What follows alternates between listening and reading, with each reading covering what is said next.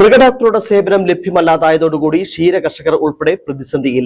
തങ്കമണി മൃഗാശുപത്രിയിലാണ് സ്ഥിരമായി ഡോക്ടർ ഇല്ലാതായതോടെ വളർത്തുമൃഗങ്ങൾ ഉൾപ്പെടെ ചികിത്സ കിട്ടാതെ ദുരിതത്തിലായത്. ഡോക്ടർ ഇല്ലാതായതോടുകൂടി ആശുപത്രിയുടെ പ്രവർത്തനവും താളം തെറ്റി. ക്ഷീരമേഖലയിൽ ഉപജീവനമാർഗം കണ്ടെത്തുന്ന നിരവധി കർഷകരുള്ള മേഖലയാണ് കാമാക്ഷി പഞ്ചായത്തും അനുബന്ധ പ്രദേശങ്ങളും. എന്നാൽ ഇവർക്കൊക്കെ ആശ്രയമായ തങ്കമണി മൃഗാശുപത്രിയിലാണ് കാലങ്ങളായി ഡോക്ടർ ഇല്ലാത്തത്. ഡോക്ടറുടെ സേവനം ഇല്ലാതായതോടുകൂടി ആശുപത്രിയുടെ പ്രവർത്തനവും താളം തെറ്റി. രോഗബാധിതരായ വളർത്തുമൃഗങ്ങളെ ഉൾപ്പെടെ ചികിത്സിക്കുന്നതിന് വാഴത്തോപ്പിലോ മുരിക്കാശ്ശേരിയിലോ ഉള്ള മൃഗാശുപത്രികളെ ആശ്രയിക്കേണ്ട ഗതികേടാണ് ഉള്ളത്. ഈ മേഖലയിലെ ഡോക്ടർമാരെ ആശ്രയിച്ചാൽ പോലും യഥാസമയം ചികിത്സ ലഭ്യമല്ല എന്ന് കർഷകർ തന്നെ പറയുന്നു. ഞാനൊരു ക്ഷീര കർഷകനാണ്.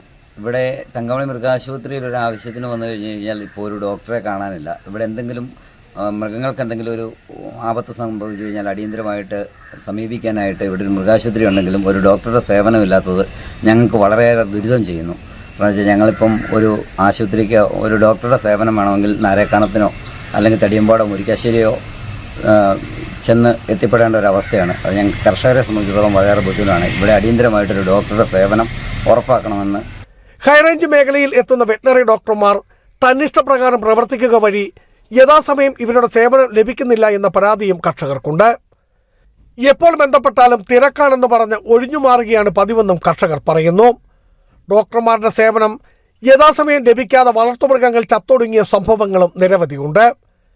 വിവിധ മൃഗാശുപത്രികളിൽ രേഖകൾ പ്രകാരം ഡോക്ടർമാരുണ്ട് എങ്കിലും ഇവരുടെ സേവനം ഇവിടെ ലഭിക്കാത്തതിനാൽ വളർത്തുനായ്ക്കളെ ചികിത്സിക്കുന്നതിന് ഉൾപ്പെടെ കാഞ്ചാർ പഞ്ചായത്ത് ആസ്ഥാനമായി ലബ്ബക്കടയിൽ പ്രവർത്തിക്കുന്ന സ്വകാര്യ ആശുപത്രിയെ ആശ്രയിക്കേണ്ട ഗതികേടാണ് പൊതുജനങ്ങൾക്ക്.